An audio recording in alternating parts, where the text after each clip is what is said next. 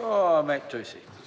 Very much, Mr. Chair. It's important to take a call in this Committee of the Whole House for what will be New Zealand's first child sex offender register for child sex offenders over the age of 18 committing crimes against children under the age of 16. I want to start looking at Clause 48B first, Mr. Chair, around the issue of child sex offenders and their ability to change their name legally. I just want to acknowledge my colleague Zhang Yang, who had a members' bill pulled out of the ballot around this. Unfortunately, it was deemed with sort of human rights, it wasn't able to proceed, but part of the essence of his bill has now been embedded in this bill, quite rightly. So what will happen under this clause? On saying that, I probably did have some sympathy for his bill, not allowing convicted sex offenders to change their name, but I think we've got a very practical and right process now under this clause where the offender would apply to the Commissioner and a decision would be made there if the offender was allowed to legally change their name.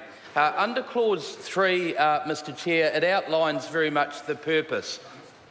We had Sue Williams-Seo come into the House and say that he was unsure how this register would reduce risk, would reduce offending. I think very much a rhetorical question. If he'd bothered to read the bill, then he would know himself before coming into the House, Mr. Chair. We also had Stuart Nash, who tried to play, I suppose, spokesperson politics around this bill of arguing the zero-sum game around the resourcing. We heard very clearly through the submission process around the $150 million. Well, it was an increase, and Cabinet approved that, around $35 million for the technology part of this. But there was a lot of operational expenditure that was already within budget that will be reconfigured around this register. So instead of playing, I suppose, politics and thinking about bobbies on the beat, I mean, this is very much at the heart of the issue of what we're trying to address of tracking offenders through a register.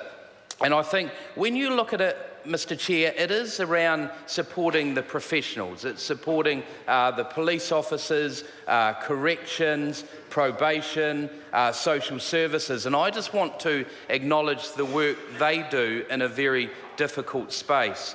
And we've heard very clearly from contributions from both sides of the House that this isn't a silver bullet. But what this register will do is provide the professionals with the tool, because what it is about capturing the data, managing the data, analysing it, and that will then inform decisions made to protect ultimately the community and protect our children. Because when we look at it, it's not about treatment, it's not there to replace punishment. But again, it's supposed to be informing decisions that will mitigate risk and mitigate reoffending. I agree with some of the contributions so far.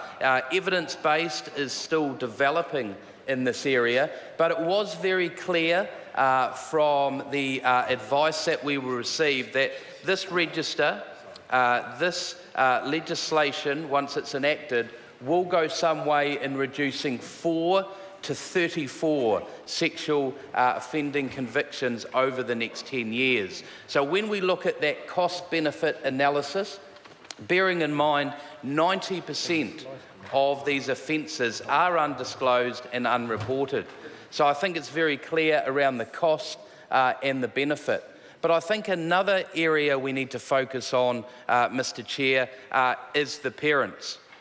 Giving them certainty that authorities are tracking these offenders and putting systems in place to monitor them, because ultimately it's about putting young people at the heart of these decisions. I had a town in my electorate of Waimakariri when there was accusations of a child sex offender moving into the area. A lot of parents very concerned there was no central register. And in an age like today with social media, things can go viral very quickly, and it builds fear, it builds concern.